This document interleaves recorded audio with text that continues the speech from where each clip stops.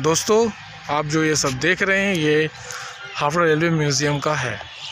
ये Howrah railway museum का है। वो बड़ा म्यूज़ियम नहीं है, बट छोटा म्यूज़ियम है। बट हर एक पार्ट्स रेलवे के, तो हर एक इंजन्स और कुछ मालगाड़ी, कुछ लोकोमोटिव्स है और कुछ सिग्नलिंग के लिए भी है।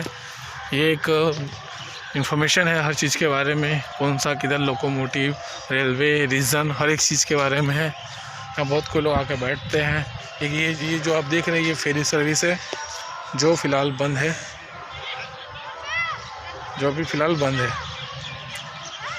इस वीडियोस के पूरे पार्ट्स को देखने